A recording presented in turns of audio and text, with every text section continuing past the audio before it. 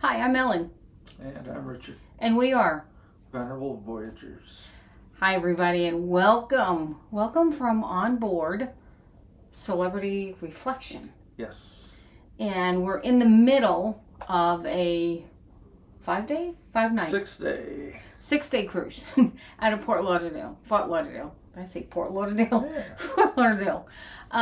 So we're going to go over, what our embarkation day was like. And right up to the end of that day. And like I said, we're in the middle of it. So we're just going to recap what happened during our embarkation.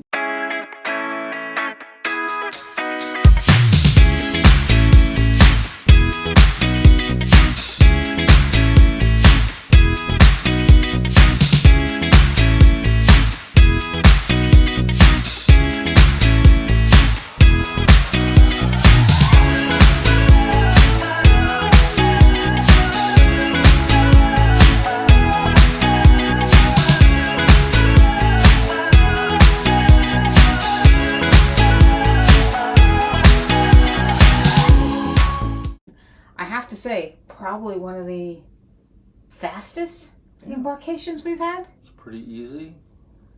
A lot of it has to do with your phone, because they have an app, and on the app you will check in. You'll download all your passport information, your personal information in it, and then approximately 24 hours before you board, you need to complete a health check. And once you do that, then you also watch the safety video.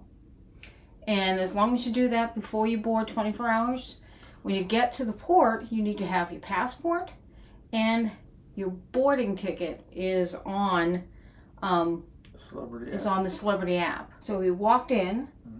We were sent directly to the guy with the... Literally said just go upstairs. We went up the... oh, that's right. Up the escalator first. Escalator and walked to an open thing. It was a breeze. Even though our boarding time was later, yeah, we walked in quite early. Walked right up to what's it called, a screener? Yep. We had to show our passports to verify who we were, mm-hmm. as well as our boarding passes. Mm-hmm.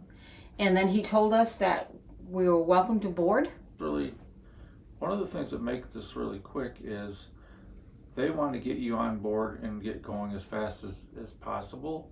So rather than hunting around to find out of 3,000 or 4,000 key cards, they put them right on behind a little thingy on your stateroom. Yeah, so once we boarded, we showed our things and he said go ahead and go in. They had the sign saying go to your muster station. So you are directed straight to your muster station. So that information is on your boarding pass. We were A4, I believe it was. So we just followed the signs to A4. We checked in, showed our boarding passes, right? We checked in at the Reflections Theater. And then we were told to go to our stateroom to drop off our things. We couldn't stay in the stateroom, but go to your stateroom to drop off our things. So we found our cabin we were on deck 6, cabin 6112. And we are forward.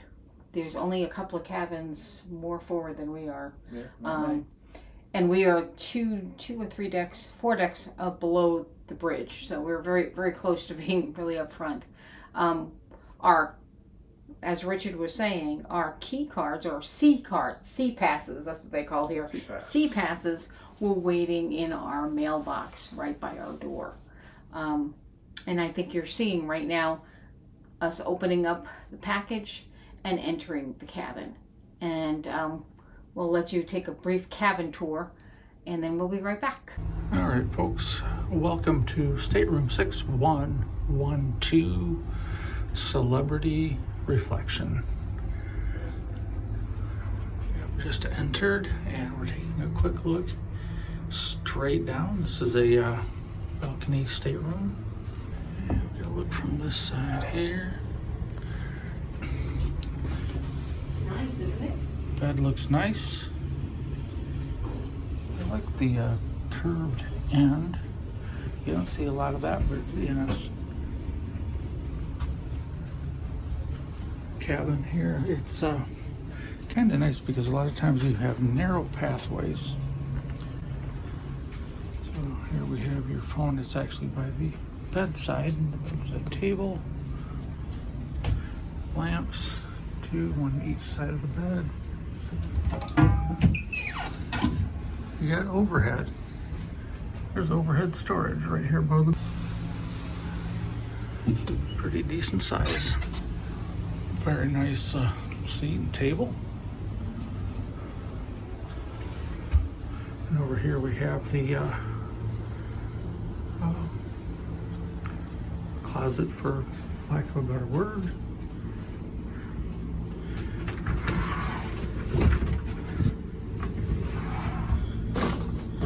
Slidey doors, make sure you keep obstacles clear. Apparently they don't close all the way otherwise. Sounds like we might be getting an announcement.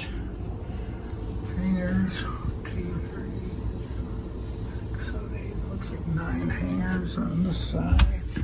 Oh, there's a whole bunch of them back this way, so plenty of room for long hanging stuff and plenty of hangers. Nice setup for water. Here is where your plugs are. And the mirror.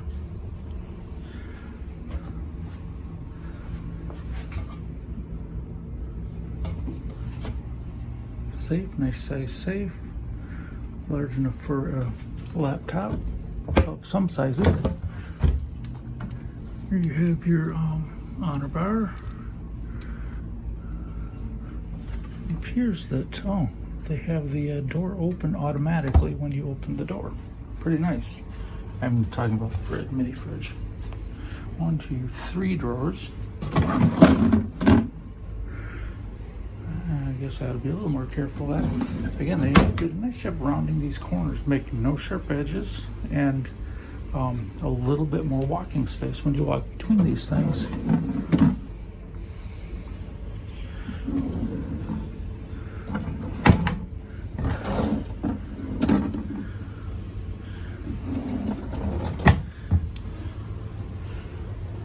Up here, your stateroom door. Here, thermostat, full length mirror, right chair, and the lavabo.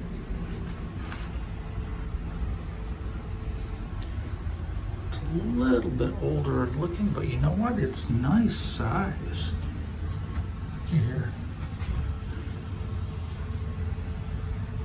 You have storage there. Storage underneath. You have very small drawers here, but you can put some things in there, and trash. Stool. Lights a little on the dim side. But look at there.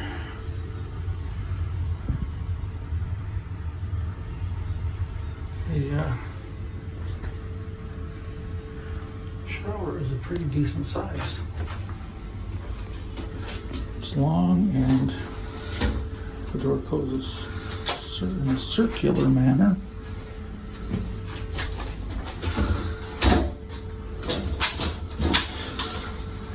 From each side.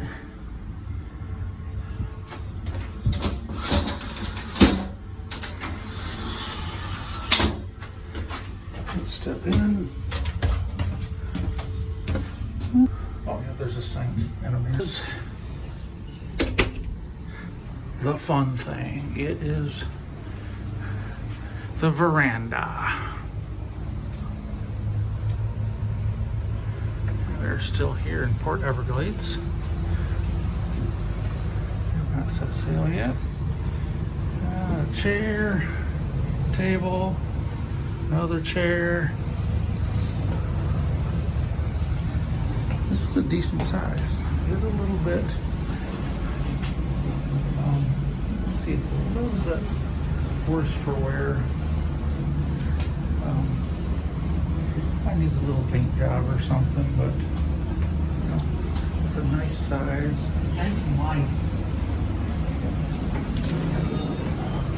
So that is it. Stateroom 6112 here on the Reflection. So then after we did our cab, we dropped off our stuff right away. And where did we go? We want to find the Ocean View Cafe. They don't call it a buffet here. It is the cafe, but it is... It is. It's the buffet line.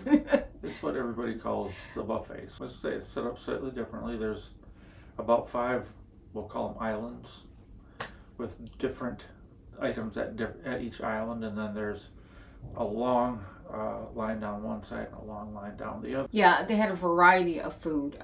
They had the one section you like is the international cuisine, and every day it's something different, but they have a different nationality on a couple of stations that changes every day. And then there's your standard hamburgers, hot dogs. There is a salad section where you can get everything for, you can make a Cobb salad if you wanted. And then there's the bread station, and then there's a dessert station, which I'm surprised I have not visited yet. And I'm not surprised I haven't visited the bread station. You never do. But they also have an Asian section and a Mexican section. It's standard every day that they have that, as well as the hot dogs and hamburgers. There is a carving station that is every single day, but the fare changes as to what it is. I think this afternoon's lunch was ham. The day that we got on, it was, I want to say it was roast beef or something like that, yeah. And then throughout the big, and it's a very large, there's 2 sides for seating, very large, and then also the aft is also seating, correct? Yeah, and you have the out on deck as well. Mm-hmm. And there's beverage stations that are open 24 hours a day with coffee, juice, iced tea with ice, and you can grab that, and water, and you can grab that at any point throughout 24/7. It's up and running. In addition to once you get your food and you sit down at your table, someone always comes by if you'd like a cocktail, if you'd like a soda, or depending on your beverage package, they come routinely throughout, and then they're constantly cleaning up dishes, so that it's embarkation day is embarkation day regardless of what cruise line. So it's a little hectic. A lot of people are learning things for the first time. So you've got people kind of bumping into one another, but it has thinned out since day one. Yeah. It's always a little messy on embarkation day. People don't know where to go. Yet once you get the lay of the land and people get a set routine. I always say embarkation day, you need to bring your patience and your sense of humor. You don't have those 2 things, you're going to have a really bad embarkation day. I didn't do anything on embarkation day that was embarrassing at all, did we? Let me tell you. No, nothing at all. Nothing that we care to discuss. Anyways, one thing that you always need to find fairly quickly is the bar. Richard needs to find the bar. The cool thing is about in the Ocean View Cafe, you're too much, is they do have people walking around, and they're dressed differently, and they're there to serve, and they have designated areas. They have a designated bar, and they have another designated area which does nothing but mimosas, which you are really happy with. Well, they do nothing. They do more than just mimosas, but that's my traditional cruise drink in the morning. Or as soon as I board ship, I got to get a mimosa, and if I can find some smoked fish, perfect. After we ate lunch, and I have to say, the food is good. It's good. Yeah, food's good. There's been a couple of dishes that just didn't hit right with us, but the food was really good. It was good. After Ocean View, we went exploring. Sky Lounge. That's all the way up on deck 14. They have a stage there. They have music there throughout the day. We were able to get some really good cocktails that day. They have a circular bar, and this is kind of what a lot of ships you'd call the crow's nest, this observation lounge. Laid out a little bit differently than a lot of them. It seems to be closed off on one side for some reason. Most of them go all across the whole front. This one does not. Because of the suites, remember? Yeah. There are two very large suites that occupy the other side of the observation lounge. The other reason we're here on this ship is because... So you get off onto that side and just knock on the wall and say hello. No, I'm kidding. There's a pass-through window. No. The reason we're on this cruise is it's a work cruise for us. We're here learning more about celebrity. So we've been in some classes. Like the day at sea was a day in that was all classroom. Day in workshops, all single day. As long as you had your Irish coffee in the morning. So that night, our first night, embarkation night, we had a group dinner that we had to go to in the main dining room. And this was our first experience at a main dining room with celebrity. The food was good. Yeah. It was good. The service was, again, it's embarkation day. I don't think they were prepared for such a large group because we had like 4 or 5 tables being seated at the same exact time. Yeah, our whole group was a reserved area. I mean, you'd think that they would know ahead of time that there was a group that had this area reserved, but yeah, give them the benefit of the doubt. They still did a good job. The pacing was a little bit off. It was a little bit slow, but that was okay because we were all chit-chatting and we were getting to know one another. And but the food was delicious. Do you remember what you had that night? It was prime rib. It was for the first time. You've never had prime rib on board. I rarely get prime rib at restaurants because it's usually one of two things. It's either really fatty and chewy, which I don't like, even if it's good. I don't like it. Or it's overdone and dry, which I don't like. So I usually stay away from it, but that's the one item that sounded kind of good, and lo and behold, it was really good. I also got one of my favorite little entrees, like a appetizer, like a starter there. Escargot. He got escargot, and he loved it. Right? He was sopping that thing up. I always love my escargot when I can get it. Can't always get it. No. It looks like it's a staple on this menu. Especially in the MDI. Not every day, though. There's only certain days when they offer it. I, on the other hand, did a feta and beet salad. And these were just cubes of feta, cubes of beet, with a balsamic vinaigrette and some arugula on top.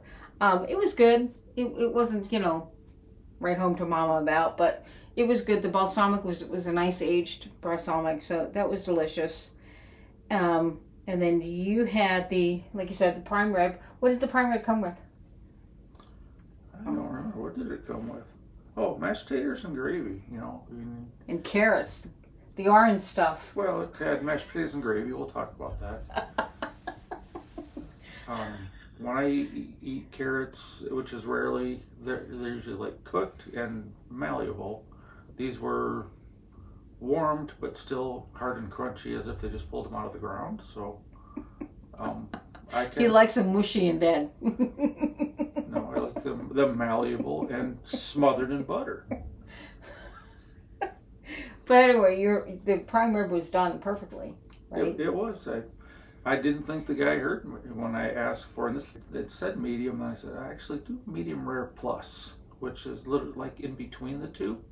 And he heard me as he was leaving, apparently, because that's exactly how it was prepared. It had good flavor. And is that horseradish that I see on there? Yes, there was a horseradish sauce that was perfect complement to this. And I had a seared, sauteed salmon with the stuff on top is a tomato and olive, like a tapenade that was put on top of it. It was over some mashed potatoes and sauteed vegetables, a lot of zucchini, summer squash, some peppers, and some tomatoes. and it was really very good. It was tender, it was juicy, because unfortunately sometimes when you do a pan sear, the salmon will become very dry. Not the case here at all. It was very delicious. I wanted something a little bit lighter because I had had a bigger lunch, and so I really enjoyed the salmon. And then what did you have for dessert? I had, it was a cheesecake. I'm sorry, this confused me a bit, because when we read the menu. All right, here. Typical cheesecake, if you're going to get cheesecake, it's like raspberry. Raspberry's great, or chocolate, or this gave you a few options. I thought, this is interesting. Peach cheesecake. New York cheesecake, peach. Okay, I'm going to try that. I'm thinking I'm going to see, peaches. It came and it was, well, they must have forgot to put peaches on it, but literally it was like a peach juice. It was almost clear. Mm-hmm. Oh, I mean, it's like a syrup poured on it, and I'll tell you, it was interesting. It might not be for everybody, but I think it was, the flavor was just right. I'm trying desperately to remember what I got for dessert, because I can't seem to find the pictures. It was obviously memorable. Okay, guys, it's a couple of days since It's a few martinis, a couple mimosas, and I'm trying to remember what we had. I had the chocolate. Oh, that's right. It was a chocolate trifle. It was a chocolate trifle that I had, like a chocolate mousse in a small cup. It was fine for we had a lot of food that day, and it was a perfect ending to cap off the night. The trifle sniffing pig rooted this one out. No, not truffle. Trifle. We had a lovely evening. We had some really great people to have dinner with. But it was a long day for us. We were like super tired. Really long day. So we just headed back to the cabin and called it a night.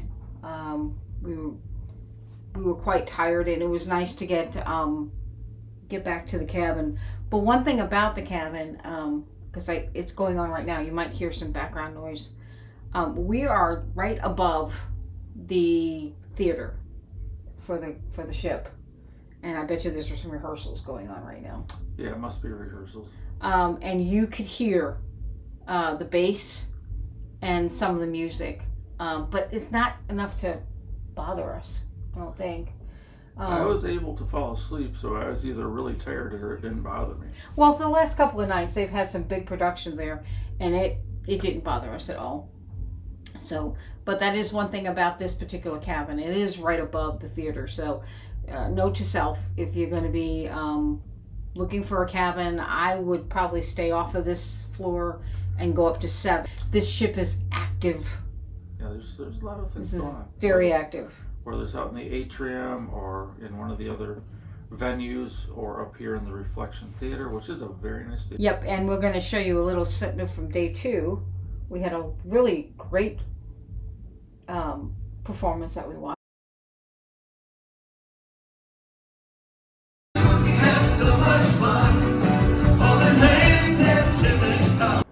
Thanks for joining us for Embarkation Day, and make sure you like, subscribe, and ring that notification bell, and we'll see you the next time.